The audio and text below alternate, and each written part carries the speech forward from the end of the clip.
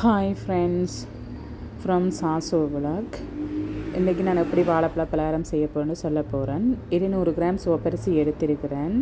அதை நான் 3 மணித்தியாலம் ஊற வைக்க போகிறேன். ஓகே, நான் இப்போ 3 மணித்தியாலம் ஊற வச்சுட்டு எடுத்து கிரைண்டரில் போட்டு நல்லா மாவாக்கணும். அதாவது இந்த குருணித்தன்மை இருக்கக்கூடாது. குருணித்தன்மை இருந்தால் அது கல்லாவிடு. நான் பேக்கிங் பவுடரோ பேக்கிங் சோடாவோ எதுக்குமே ஆட் பண்ணே இல்லை.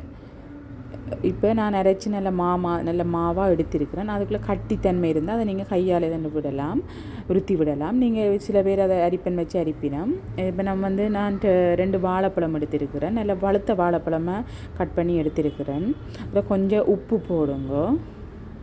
கொஞ்சம் உப்பு சேர்த்துட்டு 2 டேபிள் ஸ்பூன் தேங்காய் பால்மா பவுடர் சேர்க்கணும். தேங்காய் பால்மா பவுடர் சேர்த்தா நல்ல. தேங்காய் பால் சேர்த்தோம்னு சொன்னால் அது தனித்தன்மை கூடவாக இருக்கும். அதெல்லாம் தேங்காய் பால்மா பவுடர் சேர்க்குறேன். இப்போ நான் தண்ணி எதுவுமே ஆட் பண்ணல. நான் அந்த வாழைப்பழத்திலேயே பிசைஞ்சு எடுக்கிறேன். வாழைப்பழத்திலேயே பிசைஞ்சு எடுக்கலாம். இப்போ பாருங்க, நல்ல வாழைப்பத்தையே நான் பிசைஞ்சு எடுத்துட்டேன். நல்ல பதமாக இருக்குது. நான் சீனி கடைசியாக தான் போட போகிறேன்.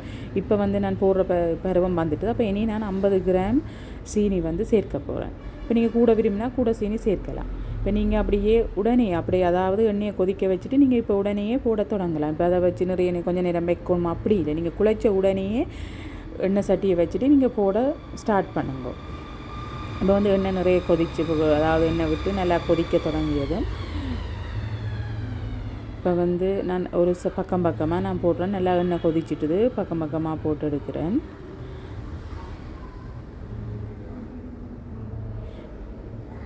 அது கொஞ்சம் நேரத்தால் நீங்கள் அகப்ப வச்சு கிண்டணும். உடனே கிண்டினீங்கன்னு சொன்னால் அதாவது எல்லாம் குமைஞ்சிடும். இப்போ நான் அகப்பையால் தட்டி விட்டு இருக்கிறேன். இதை இப்போ பொன்னிறமாக நீங்கள் எடுத்து கொள்ளலாம்.